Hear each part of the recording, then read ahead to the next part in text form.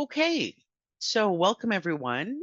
Good evening, and thank you for joining us for what's going to be an informative and an engaging panel of speakers. So before we begin with the programming, I would like to first introduce myself. I am Marianne Hladun. I'm the Regional Executive Vice President for the Public Service Alliance of Canada, Prairie region. So we cover Alberta, Saskatchewan, and Manitoba. I would like to begin tonight with the land acknowledgement. So while tonight we have members gathered from all three provinces, I would like to acknowledge that I'm currently joining you from Treaty 1 territory on the original lands of the Anishinaabe, Cree, Oji-Cree, Dakota, and Dene peoples, and the homeland of the Métis Nation. We also acknowledge that within the prairies, we gather from Treaty 4, Treaty 6, and Treaty 7 lands and the homeland of the Métis Nation. We are dedicated to ensuring that the spirit of reconciliation and all treaties are honored and respected. We respect the treaties that were made on these territories. We acknowledge the harm and mistakes of the past, and we dedicate ourselves to move forward in partnership with Indigenous communities in a spirit of reconciliation and collaboration. So tonight, we'll be hearing from 4 incredible experts in a variety of topics. Each speaker will present on their topic, and at the end, we'll open the floor to questions. If you'd like to submit a question, please go down to the button, the Q&A function on your Zoom, and you can submit your question through the Q&A box. We'll run through as many questions as time allows. Additionally, we are recording the webinar tonight, so if you need to step away for whatever reason, the recording will be posted to our website and social media at PSAC Prairies on Facebook, Instagram, and X in the coming days. PSAC Prairies is staunch in our nonpartisan position, and we will not tell you who to vote for, but we will encourage you to vote and provide resources and information to aid you at the ballot box. Our speakers are also aware of this position and will be doing their best to ensure nonpartisanship in their commentary. So before I begin and introduce our first speaker, I would like to give everyone a little bit of background on the issues that are being spotlighted tonight. We know that there's many issues important to Saskatchewanians, myself included. However, tonight's topics were selected by our members in Saskatchewan. A couple of months ago, we released a quick survey to our members asking them what issues matter to them in this upcoming election. The results were clear. Members were concerned about public education, public health care, workers' rights, and the economy. And so we have asked some of the leading experts in those areas to provide greater insight into what is at stake and needed from the political parties in Saskatchewan on their expertise. It's really easy to be jaded by politics today. We're more concerned with what divides us instead of what brings us together. So tonight, we're hoping to not just provide greater insight into the issues that matter to you, but also to demonstrate that we are all in this together. It's through our collective action of showing up at the ballot box and selecting our preferred candidates that we each have our voices heard regarding the future of the province and leading us to a brighter future for all of us. So without any further delay, our first speaker is Simon Enoch, the Executive Director of the Canadian Centre for Policy Alternatives, Saskatchewan branch. CCPA Saskatchewan was established in 2002 to help Saskatchewan explore workable policy alternatives to address the pressing social and economic issues affecting our province. They produce quality research and commentary that represents the traditions of social and economic justice that our province was built upon. And so we are fortunate to have Simon with us. Simon is not only the director of CCPA Saskatchewan, but is an adjunct professor in politics and international studies at the University of Regina. He holds a PhD in communications and culture from Toronto Metropolitan University, and he lives in Regina with his partner Emily, his daughter Violet, and 2 cats, Piper and Henry. Over to you, Simon. Thank you so much, Marianne, and thanks so much to the Public Service Alliance of Canada for hosting this and for inviting us. I should say right out of the gate, I am missing a couple of teeth, so apologies if I have a lisp. but perhaps you can imagine that this is like Bobby Clark giving you an economics lecture. So I am tasked with speaking to the economy and its impact on the election. I'm going to try and share my screen, but it says host disabled participant screen sharing. Marianne, I don't know if you can help me out here. There you go, Simon. Can I do it now? You bet. Wonderful. Thank you so much. Okay. Can everyone see that? Yes, we can. Okay, wonderful. So I don't think that there's a better place to sort of start if we're looking at the economy than to look at inflation, right? I mean, obviously the rising cost of living has probably been the primary concern of most families over the past few years. So as what you can see here is the consumer price index for Saskatchewan. And obviously you can see that inflation has hit, pretty unprecedented highs, at least compared to, past decades.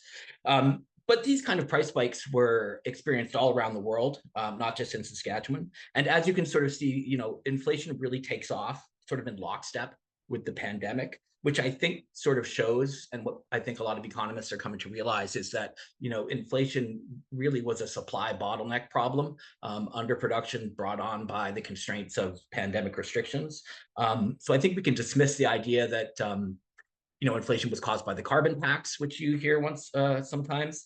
If that was the case, every country that doesn't have a carbon price would have escaped inflation. And that simply didn't occur. Inflation affected almost every Western country in the world. So here are the primary drivers of inflation in Saskatchewan, and in most places, food, shelter, and transportation.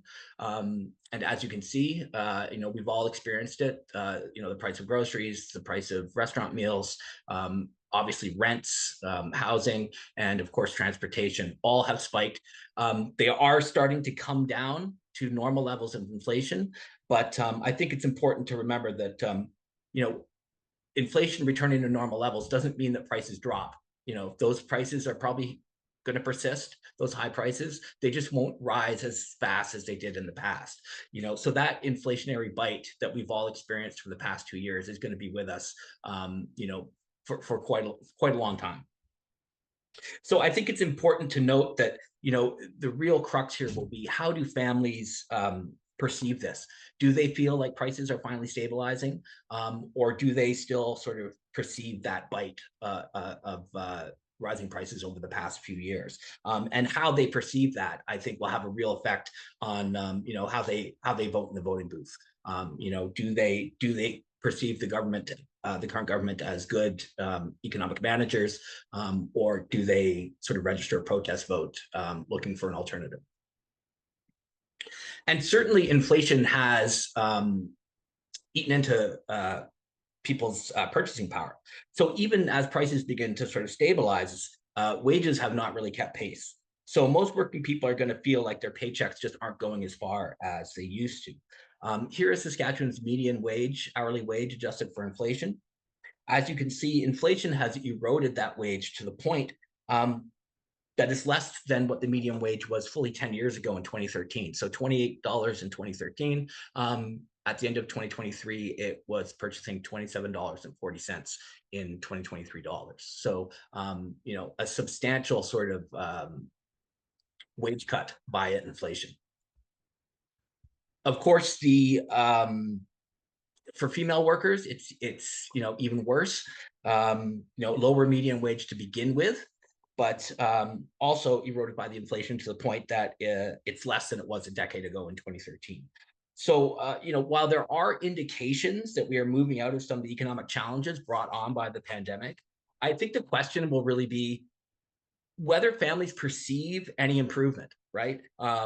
And from what I've shown you, I think it's too early for most working families to perceive anything other than that pinch of inflation, and that deteriorating wage that's just not going as far as it used to, which might not bode well for the current government, as I said, if that's what people are thinking about when they're going into the ballot box. I just want to sort of reiterate that a big part of Saskatchewan's economic picture is the recovery from the pandemic. and the extent to which we haven't really returned to where we were prior to the pandemic. So this is Saskatchewan's GDP. As you can see, Saskatchewan's economy actually contracted for 3 years in a row, right? And here on this next slide, you can sort of see those 3 years, those 3 sort of lost years. And while you can certainly blame the pandemic in 2020, when you see every single provincial economy contracted in 2020, you'll note that Saskatchewan started before the pandemic. It was contracting in 2019. And as you can see from 2021, we were still contracting while every other economy was recovering from the pandemic. So, really unprecedented to have 3 years in a row of contraction, even in a pandemic. So we certainly are in a growth phase again. But once again, I think the story of our economy is the degree to which we have effectively recovered from the pandemic and the extent to which families actually feel that recovery. So just to sort of round out this argument and to conclude, here's total oil production in the province. You can see the drop off post-pandemic, and we've yet to return to those levels, right? Same with crop production. You see the dip after the pandemic, still haven't recovered to where we were prior to the pandemic. So I really think that's the story of our economy. Trying to get our economy back to where it was pre-pandemic. And while we're on a growth trajectory and we're moving towards that, we still haven't, in many indicators, haven't hit that yet. So it's not clear to me that many people will feel like they are in recovery or they feel like their wages are purchasing more than they've experienced in the past. And if they don't feel that recovery in their personal finances, as I said, there could be a lot of economic anxiety, and it could be a major question in the ballot box, which would explain why both major parties are focusing exclusively on affordability measures. And ultimately, that will come down to what affordability measures most families believe will help them the most and who they most trust to put them into practice. So I'll leave it there, and happy to take questions once we're finished. Thank you. Let me just see if I can stop sharing my screen. Oh, there it is. Perfect. You gotta love technology. Thank you.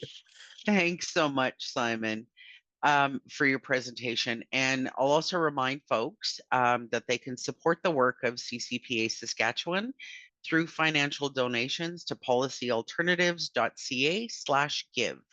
And PSAC Prairies is very proud to be a member of CCPA Saskatchewan. So our next speaker is Lori Johb. Lori is the president of the Saskatchewan Federation of Labor. She became the vice president of the SFL in 2005, representing her union, SEIU West. And in 2010, she was elected the secretary treasurer, a position she held until she was first elected SFL president in 2018. She lives in Leroy and is a proud healthcare worker. Lori is a passionate workplace health and safety advocate, a trained education facilitator, and has been active on issues such as women's rights, supports for survivors of domestic violence, empowering young workers, and reconciliation within the labor movement. Over to you, Lori. Thanks so much, Marianne. And thanks everybody for taking time out of your busy evening to have this important conversation. As Marianne mentioned, my name is Lori Johb, and I'm proud to be the president of the Saskatchewan Federation of Labor. And for those of you that might not know, the Saskatchewan Federation of Labor is like an umbrella organization for unions in Saskatchewan. We represent about 100,000 workers in 37 different affiliated unions. And so we do a lot of work, a broad range of affiliates. So I want to talk to you tonight a little bit about the things that we've been working on leading up to and during this now the provincial election. And we're focused on issues that are important to workers and working people. We know that our current government has been in power for 17 years. And regardless of the political stripe of a government, I think after that long, things get a little stagnant, and maybe not only are they running out of ideas, but I think people tend to get a little impatient with what's been happening. And just a few examples of some of the things that we faced as workers and as a labor movement in the last 17 years. We saw the government introduce essential service legislation, which now seriously hampers public sector workers to achieve a fair collective agreement. Since 2007, it's been a real struggle for workers in that regard. They sold off the Saskatchewan Transportation Company, which was also a devastating blow with no real warning. So the service that connected people in our province, whether you were in small communities or in rural Saskatchewan or in the northern communities, all of a sudden you had no way to get to things like appointments, even to visit families. So that was really, really devastating. And there really was no justification. The only reason was given was because it wasn't making any profit. Well, it was a public service, and usually they're not intended to make profit. But so that was one of the things that was really devastating. In a couple of years ago, they closed all the public liquor stores, which was also a devastating blow. And this happened again. Well, people sensed it was coming. There was no real warning. It was announced during the throne speech.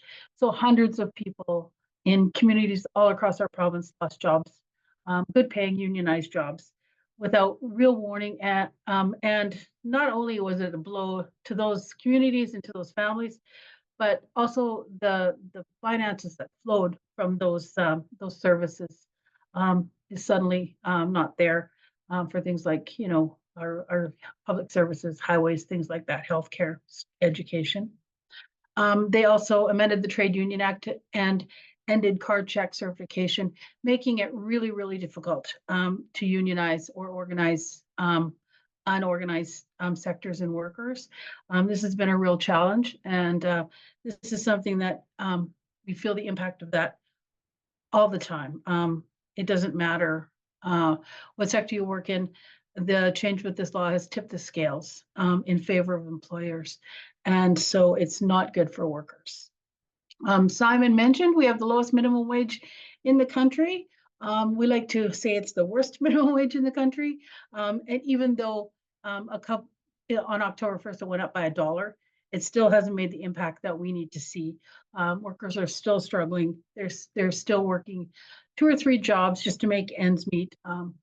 The opportunity to work full time when you're in a low wage situation is really, really hard to manage. And we hear real stories about workers stopping at the food bank on their way home from their full time job.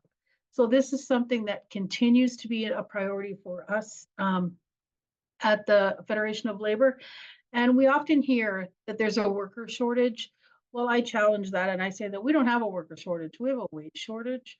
And if workers didn't have to work 3 or 4 different jobs, we have lots of workers to do all the work that is needed to be done in our province. Last fall, we saw the current government use the notwithstanding clause to strip away rights of kids in school. And this was just an example of the misuse, the preemptive use of a law that was put in place maybe to protect our charter rights. The use of this law to eliminate the rights of somebody before it was even challenged in court is something that was really devastating, and it's something that we have to push back hard against, because it's been tested many, many times, almost always by conservative governments. We need to make sure that that is not happening. We need to protect our charter rights, and we cannot let this kind of thing happen without us pushing back. So these are just a few of the things that we've been prioritizing over the last few years as a labor movement.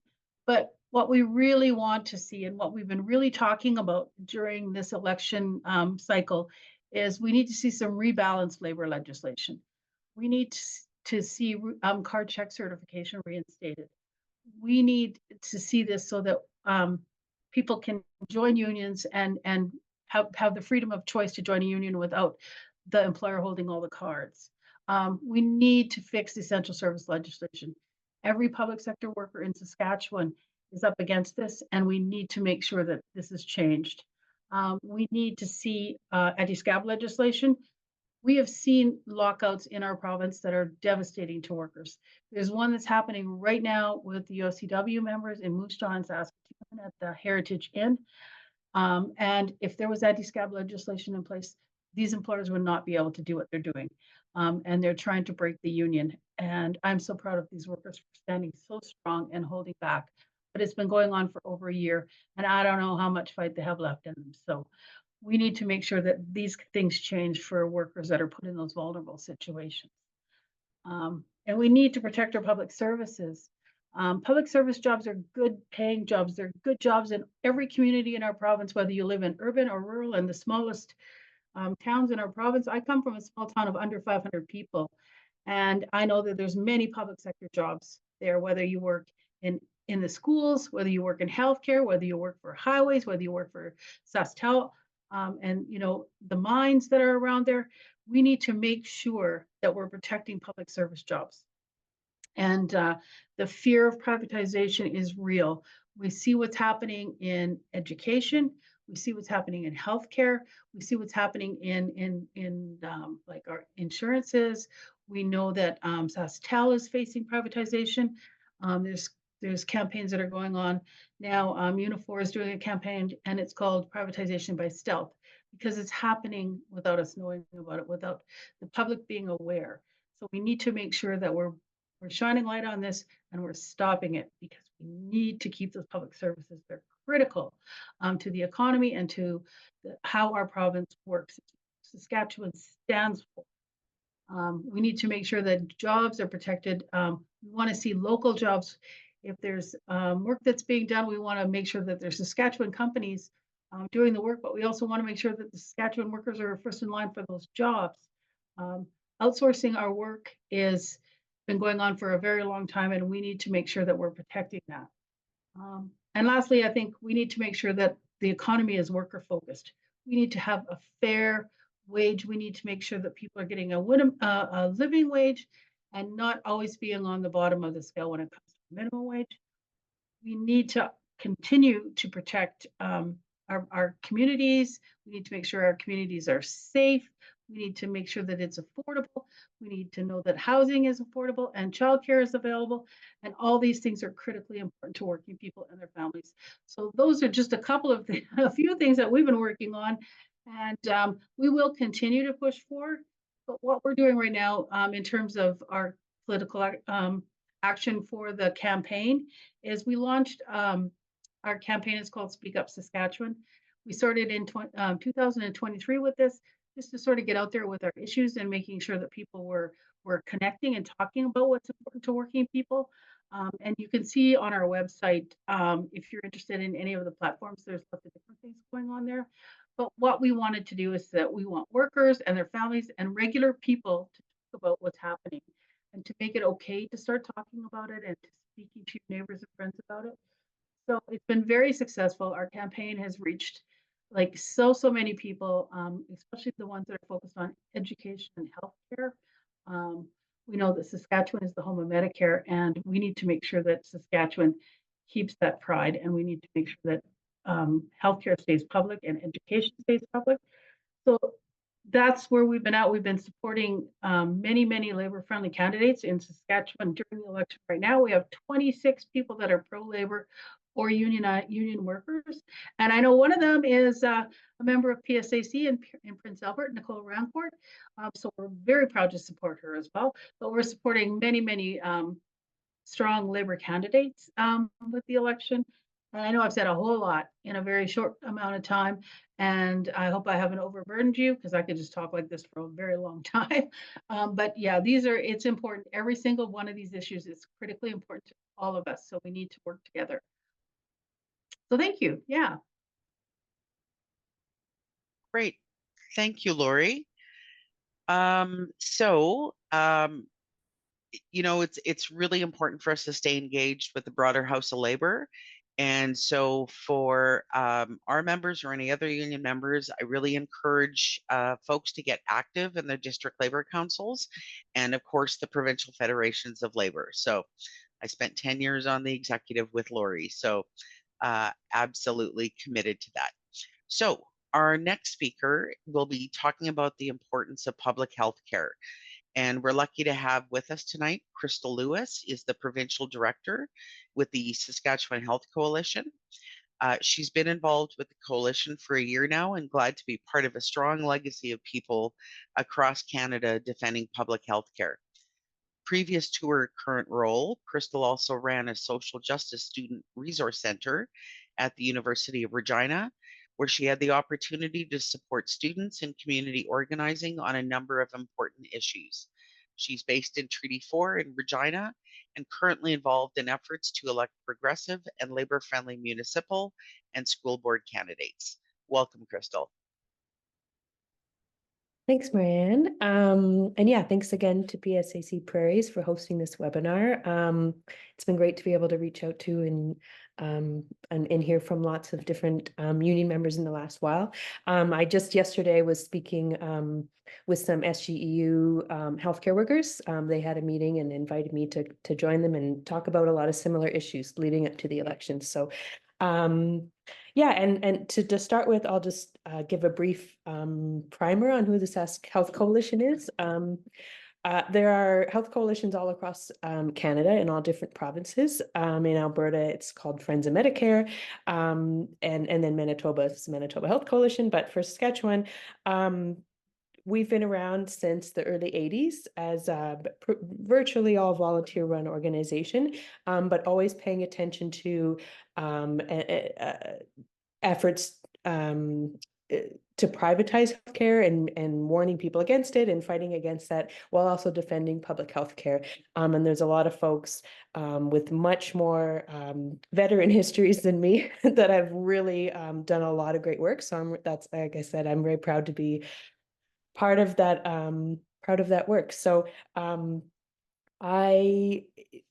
in what I'm going to talk about today, when it comes to privatization, underfunding, and rural or access to healthcare in rural Saskatchewan, it may come as no surprise to you that I will be actually echoing a lot of the comments that Lori made just before me, and I'm sure there will be some similar ones from Samantha Becotte as well, and also.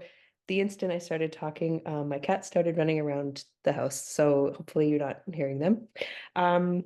But yeah, so I'm in my role as provincial director, or part of my role is engaging in sort of public education efforts to help people understand the scale and scope of what's going on in healthcare and to be wary against efforts towards privatization. So to that effect, which I'll just stay off the top, we just posted a similar to what Lori was mentioned, an election guide where we've posted some really, we think are very timely healthcare issues and things that we're concerned about and paying attention to, and also great questions for you to ask your candidates when they come to your doorstep, or if they're at a town hall, or you run into them in the grocery store, something like that. So we hope that can be helpful for folks who want to learn more. I'm only going to be speaking to a few topics tonight, but we have several others in our guide. So feel free to check that out anytime. And yeah, so to get started on privatization, there's many examples of privatization over the last number of years. I'm going to highlight some more recent ones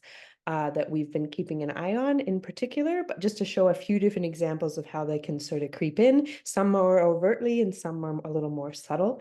The one that has had the most immediate financial impact for the whole province would be the use of private MRIs. And I say everyone in the province because the province has actually had federal health transfers clawed back when they privatize services like this. And so that impacts all of us. And until that is remedied, the funding could be returned, but until that is the case, it means that we are actually not getting access to all of the health transfers that we have been expecting as residents of this province. So not only is it to mean we're losing that money, but it's also directly undermining the principles of the Canada Health Act, which Canadians are very proud of Medicare and recognize the value in not just making sure, I'm taken care of, but that our community is taken care of, and the value of public healthcare, and not just publicly funded, but publicly delivered healthcare. So that is one that has been in the news specifically about having federal transfers clawed back, even though, you know, the government may claim they don't agree with it. They agreed to follow certain conditions when they received those health transfers. So it should be no surprise when they do that, that funding is lost. Another piece I wanted to speak to, which is, this is not something specifically a government engages in, but you may see in your communities, and if those of you that may be based in Regina have heard recently, last month we were in the news, we had learned about a clinic here in Regina on South Albert Street that was, they'd advertised to the patients that they were wanting to start charging a membership fee for their clinic. And so they use quite manipulative language that would make someone who's afraid to lose their family doctor maybe feel they had to sign up for this membership fee. That was also recently been found in Alberta to be contravention of the Canada Health Act. And so that's something to keep an eye out in your own communities or from your own clinics. And please also let us know if you hear about it. It's the first instance that we were made aware of here in Saskatchewan about that.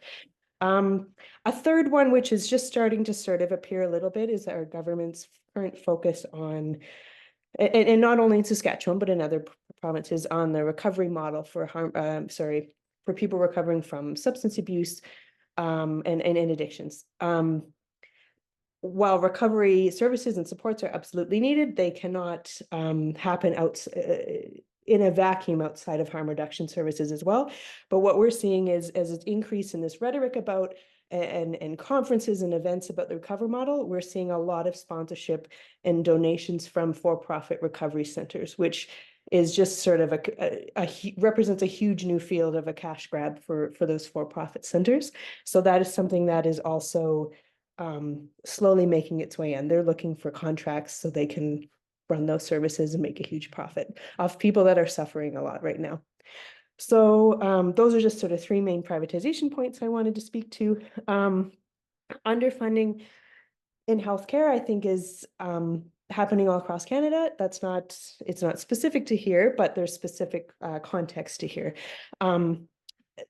We just last week saw that you know, underfunding is leading to a lot of short staffing, which we know that short staffing and unsafe or unhealthy working conditions lead directly to unsafe or unhealthy or compromised quality of care for people in healthcare settings. So having adequate and safe staffing is a huge indicator of that. So we can't speak about quality of care without speaking to that.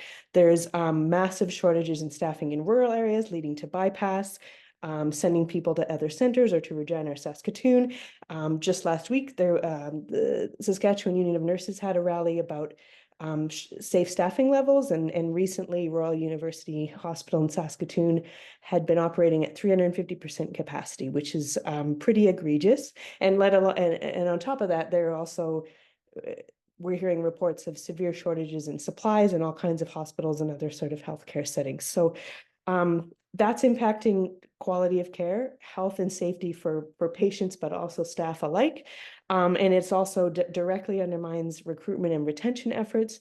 And it also means people's health can deteriorate and worsen, which will just snowball into further and further healthcare costs. So that's no surprise there that's leading to that. And another huge area or another place where that's being very exacerbated is in rural healthcare. QP 5430, which is the largest healthcare union in the province, recently released a report this spring, speaking to helping paint a stark picture of what's going on in rural healthcare in Saskatchewan. The biggest pieces they identified there were, again, staffing shortages, service disruptions, access to transportation, and that's not just for patients getting places, that's also for medical supplies, lab results to get tested, as well as broadband access for people to be able to call and talk to their physicians or healthcare providers, as well as, access telehealth or virtual care. So all of those things are impacting the ability for rural communities to be able to catch up to and innovate and find different solutions for their specific communities' needs. So those are just a handful of, in my short time, a handful of pieces that I'll speak to today. But if you are interested in learning more, yeah, like I said, check out our election guide or feel free to contact us at any time. And I'm happy to share my details. And thanks so much for having me. Great. Thank you so much, Krystal. So I'd like to encourage folks to consider being a member of the Saskatchewan Health Coalition. You can go to their website at saskatchewanhealthcoalition.ca, and PSAC Prairies is a member of the Saskatchewan Health Coalition as well. And our final speaker, before we get to questions, will be speaking to us about the importance of public education in this election. So I'm very excited to introduce Samantha Becotte, president of the Saskatchewan Teachers Federation. She was born and raised in Lloydminster and is a teacher with a bachelor's degrees in education and science.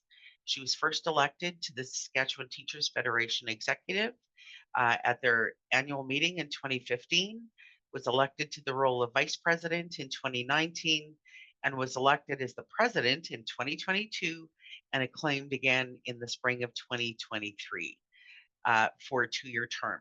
Samantha is the 7th woman president in the Federation's history. She lives just outside Lloydminster with her husband and 2 daughters, and actively participates in the community by supporting local not-for-profit organizations. She's passionate about improving representation of equity groups at all levels of leadership and values continued professional development. Thanks for joining us tonight, Samantha. Over to you. Thanks, Marianne. And thank you so much to PSAC for the invitation to be.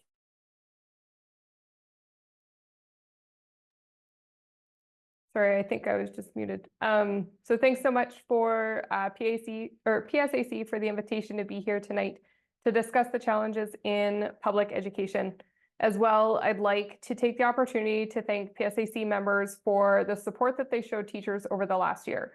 We saw you at our rallies, we saw you on our picket lines, and your solidarity was so greatly appreciated for teachers across the province in such a challenging time. So I'm here tonight because we all care about public education, and that was abundantly clear over the last year for sure. Students, parents, families, teachers, and workers all came together to demand better for our children and for public education. As a parent myself, as you heard in my introduction, I have 2 young girls. I want to see my own children being well supported through their pre-K to 12 education. But as a teacher, I see the difference that a well-supported public education system can have on the life of a child and the greater benefit to society. In 2022, Praxis Consulting released an analysis of public education spending and found that every dollar that's invested into kindergarten to grade 12 education generates more than $4 in economic activity in Saskatchewan. Public education spending is not only an investment in the students of today, but it's also a vital investment in the economy and the vitality of our province's future. But what do we see now? What are we getting? Unfortunately, currently in Saskatchewan, we see more and more policy decisions that are coming with little to no consultation. As Lori stated, the use of the notwithstanding clause to push through harmful legislation that strips students from their rights, but also restricts third parties from providing seriously important health education to support our kids in schools. We see backdoor deals between government and school boards that attempt to undermine our collective bargaining efforts. And also mentioned by Lori, we see the use of our, and Krystal, use of our public dollars to fund private systems, private schools, but also the inappropriate use of public dollars for billboard campaigns that are set to vilify teachers in our province. We also see the growing reliance in education on unqualified individuals to fill teaching positions. This is done through temporary teaching permits, and there is little to no qualification that is required for individuals to receive a temporary teaching permit, and the number of individuals in Saskatchewan continues to grow. We need to start to focus on recruitment and retention of qualified, certified teachers here in Saskatchewan so that we can continue to deliver a high quality education. But with a national teacher shortage, we'll continue to lose teachers to other provinces and teachers who leave the profession if we don't start valuing those professionals, valuing their voices and supporting them in their work.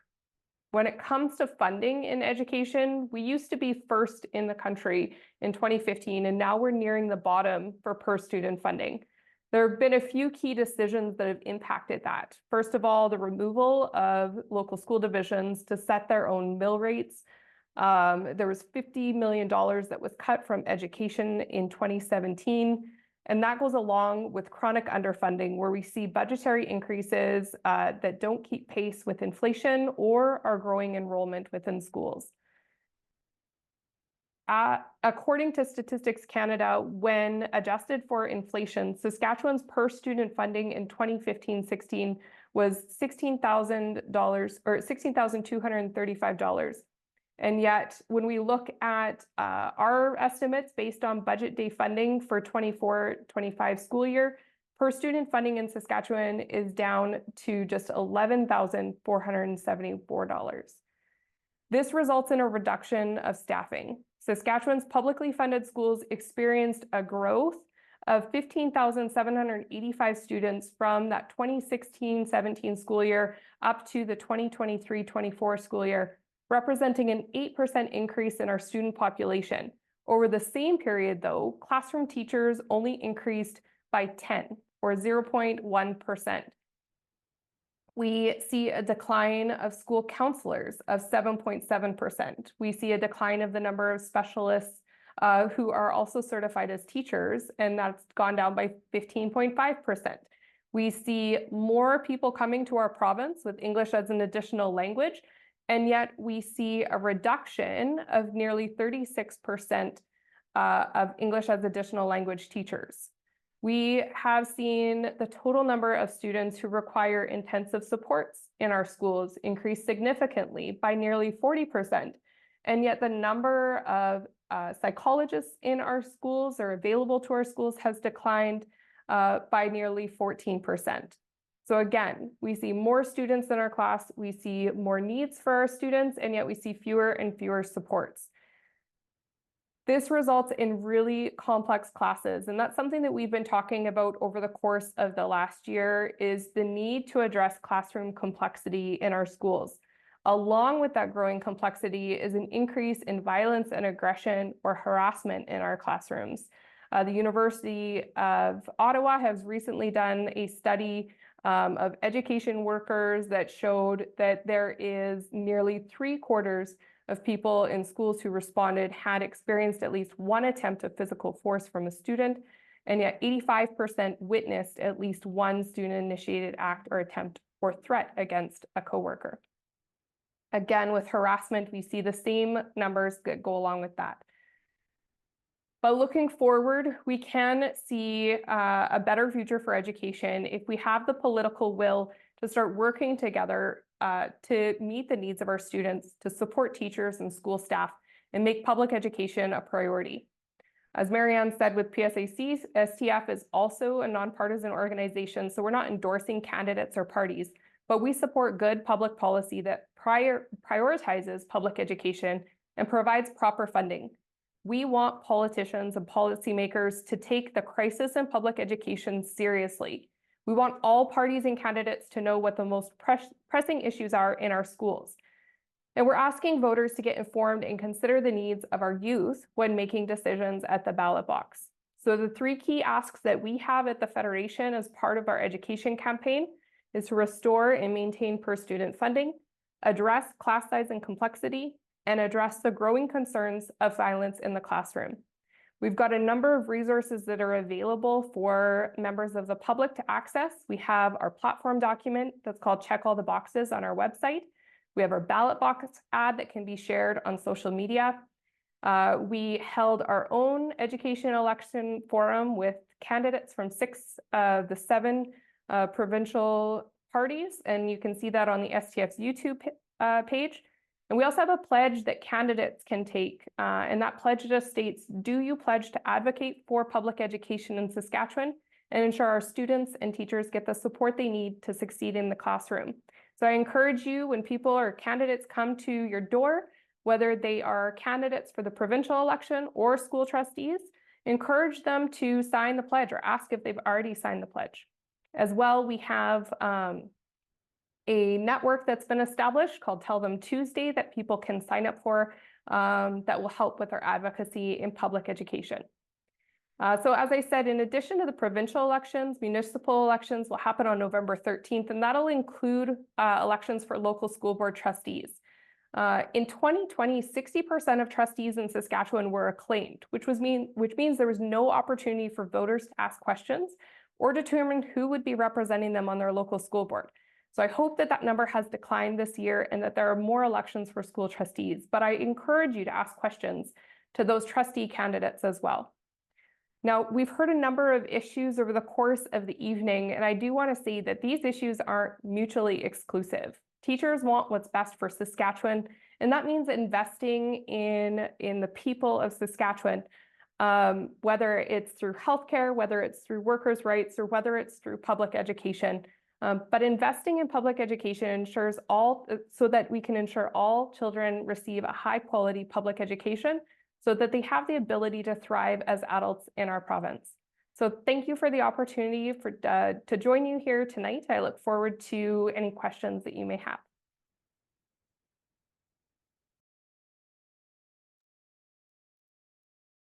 Perfect. Thank you so much, Samantha.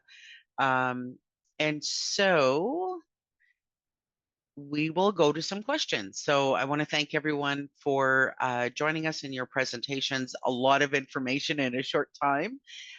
So we have several questions. So we'll just kind of go through and give everybody a chance at it. So I'm going to go to Simon first.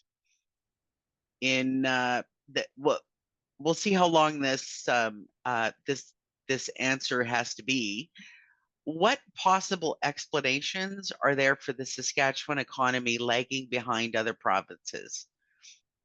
Huge economic question. I mean, in a word, it's commodity prices. You know, in various respects, different commodities at different times. In 2019, it was canola and restrictions on China, putting restrictions on the amount of canola they were importing, which obviously drastically affected the Saskatchewan economy, as well as uranium sort of tanking.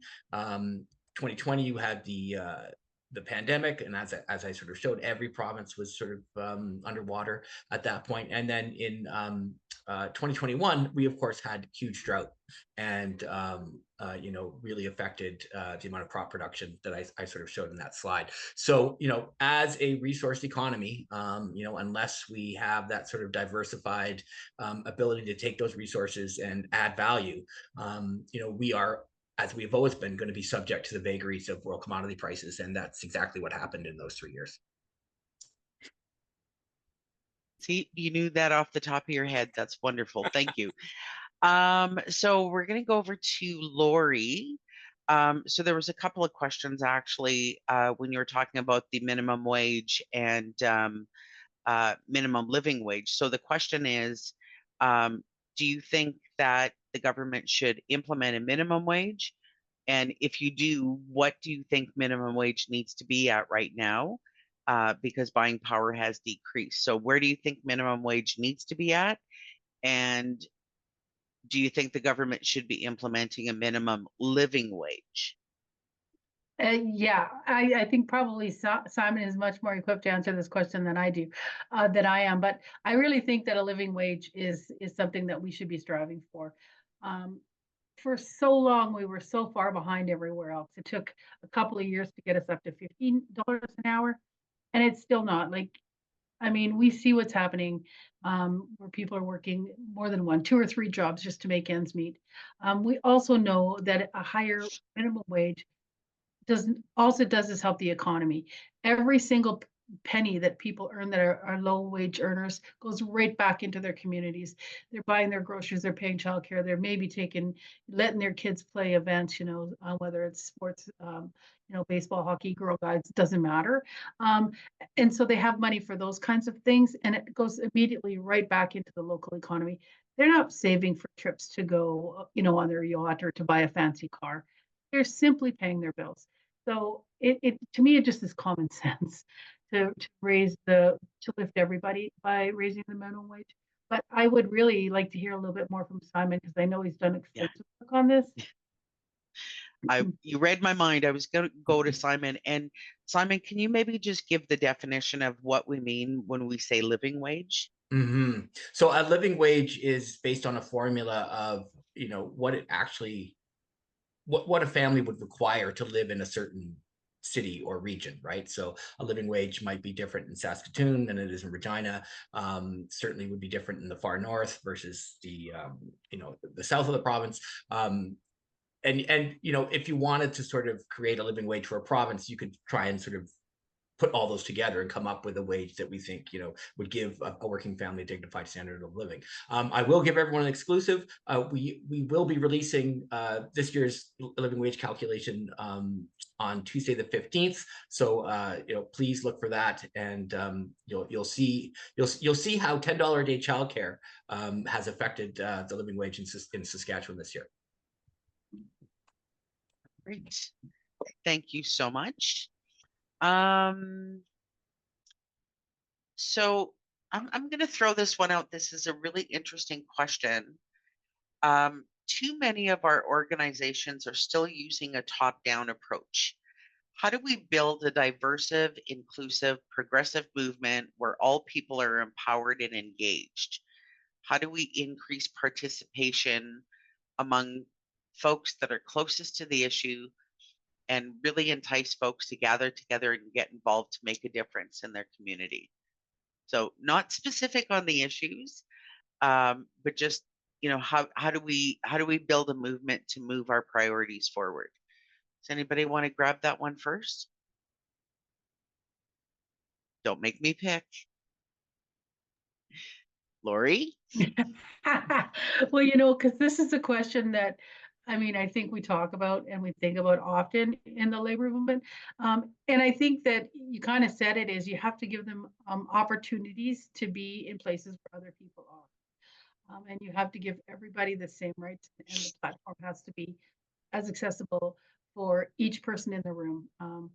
I think that our educationals, having opportunities to go to educationals, whether it's based in your own organization or like something like maybe the SFL does, where it's all different sectors that are there, and give people opportunities to attend and participate, and not always have the same people attend. And I think we do a pretty good job, like organizations do a really good job of that, but it's to make room for everybody. I think sometimes some of us have to get out of the way and let other people, share the chair or share the space at the table. But yeah, and in just encouraging people to participate every opportunity. There's no such thing as holding people back. I don't ever want to hear about people being held back. We need to make room for everybody.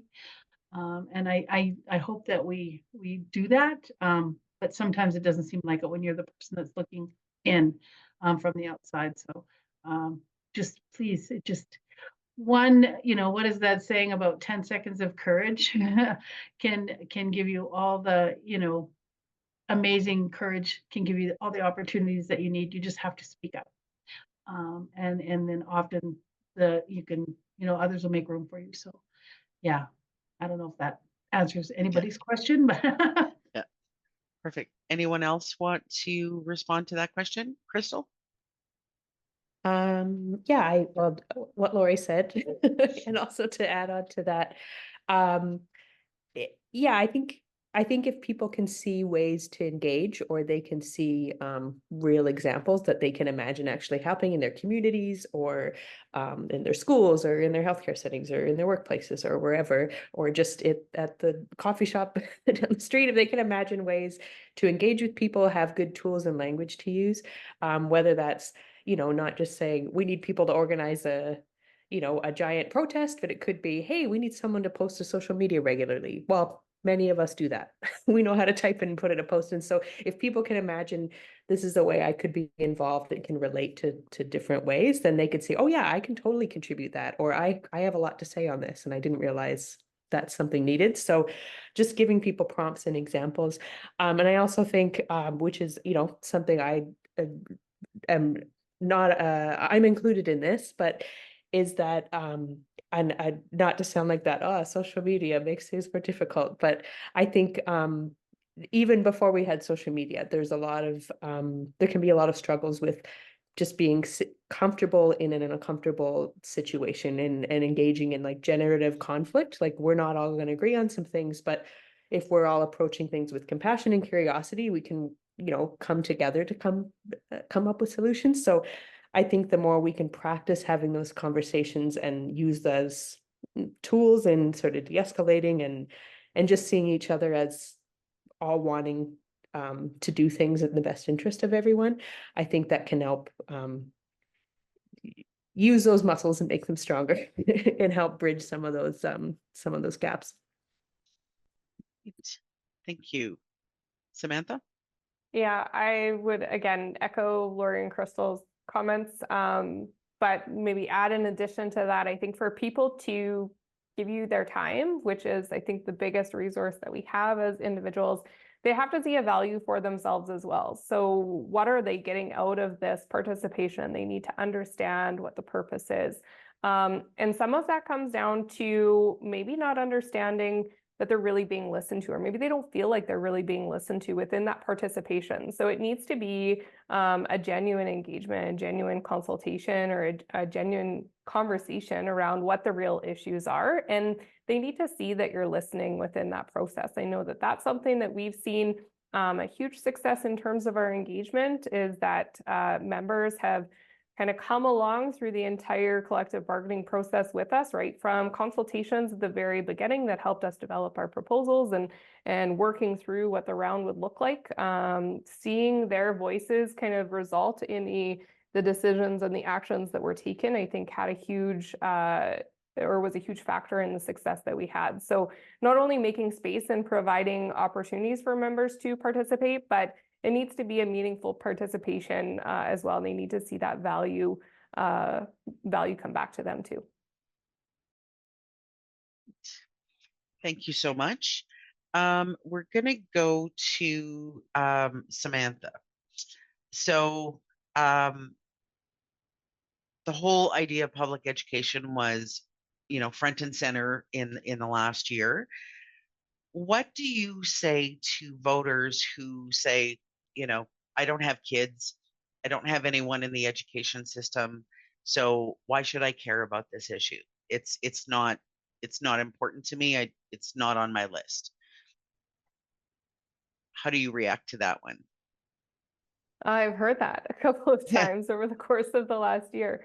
I mean, today's students are our future doctors, they're future police officers, they're future nurses. So we need to be investing in the kids of today so that in the future we have all of those great services. I have said that the people in this province are the greatest resource that we have. I know we heard Simon talking about resources here in Saskatchewan, but the people are the greatest resources. And so we need to invest in those people. And that starts with investing in public education so that we are building them up with a strong foundation so that they can be successful throughout their life and support us as we are aging in our seniors' homes. We want to make sure that we all have a good quality of life and a good society that supports everyone. So that's what I would say to them is that our students today are going to support them into their senior lives or their aging lives. And so we need to support everyone. In addition to that, I mean, if you talk about the economy, I talked about the return on investment in terms of the economy. So if people are more on that dollars focus, every dollar that goes into public education is going to return $4 in economic activity. If they're looking at it in terms of lowering the burden on our other social services that we have or public services that we have, we know that people are typically healthier when they're well educated. They're less likely to be involved in criminal activity if they're well educated. So all of those things, if we're creating a well-educated society, it's going to also lessen the burden on some of our other public services. So there's lots of reasons of why, whether you have kids in education, there's lots of reasons why we should be supporting our public education system.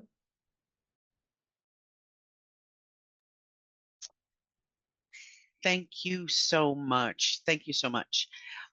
So we're at the end of the hour, so we'll wrap up. But I'm going to throw out one other question because, um, in terms of healthcare in Saskatchewan, we know, for us in particular, we have members in communities throughout the province, urban and rural and northern communities. And I know Krystal mentioned about, we've been hearing a lot about understaffing and that really putting, patients at risk, putting staff at risk.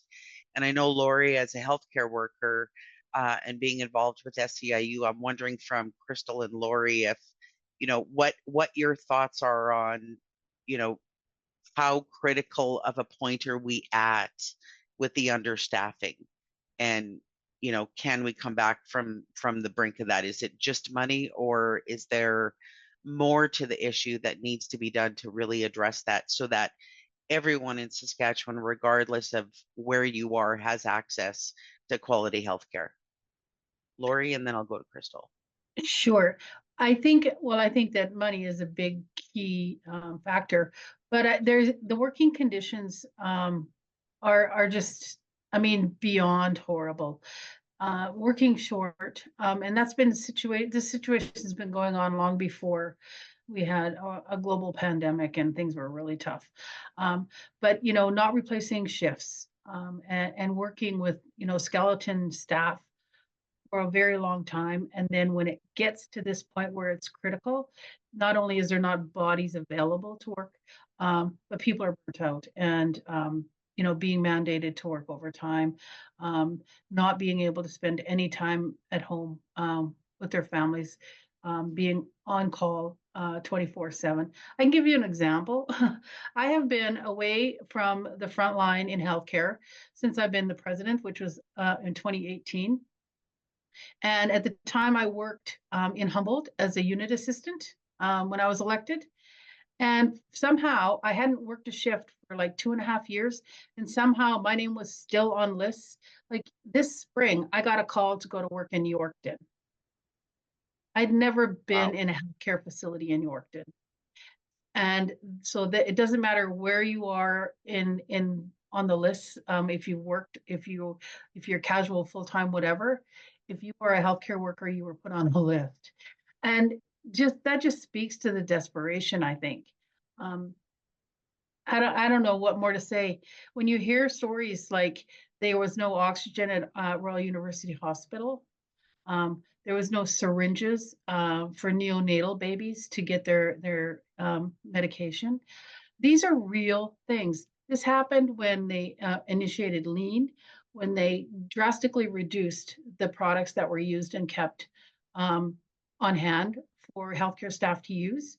So this is not maybe so much talking about the staff, but this is the impact that the staff are dealing with on a daily basis.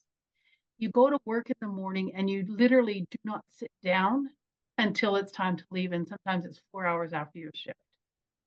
You're grabbing water on the way by or a granola bar. And it doesn't matter if you're working in rural Saskatchewan, if you're working in one of the major centers, it's the very same because people have left. Like healthcare workers have changed jobs. They've moved away from the communities. They're looking for, because they can't take it. It's the load of the work that they do, and it's no different for teachers. People that work in education, the work that you do and the importance and the reasons why you get into these kind of jobs and do that kind of work. It's no longer, you can't manage it anymore psychologically, because it's just, you can't care for yourself anymore. So how can you care for other people? So it is as critical as they say. And I do think that there's a way out of it.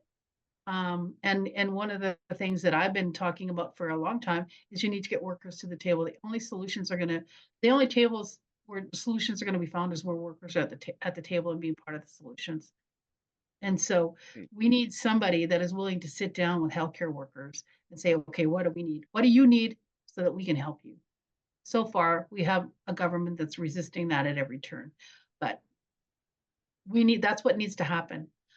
It's like in education, I think teachers need to be at the table. I think education workers need to be at the table. And if you can get get nurses, get healthcare workers, support staff, get all of them to the table, I think there's solutions to be found. And it doesn't have to be with a whole bunch of money. Redistribution of the money is, there's probably enough money there, you know, it's just not spent. So that's my 2 cents for that. Thank you. Thanks, Lori.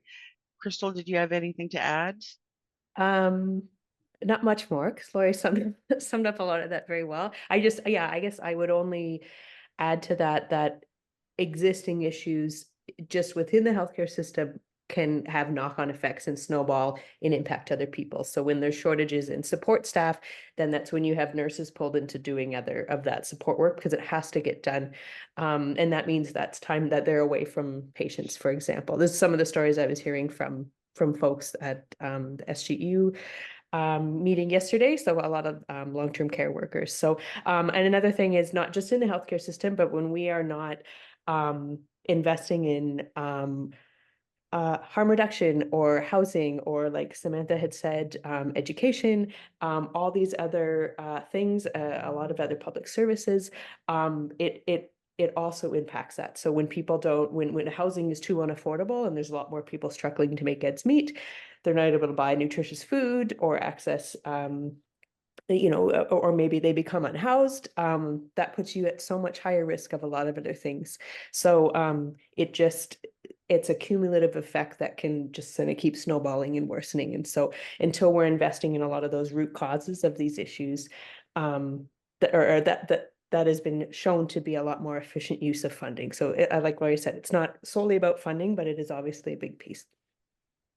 Well, and I just also wanted to add about the contracting out. The contracting of nurses and other healthcare staff that are working outside of the collective agreements is robbing our system. Like the millions and millions and millions of dollars that are spent on contract people, when if they would be bargaining in the collective agreements for the existing staff to do the work instead of paying somebody 3 times as much to do the same work.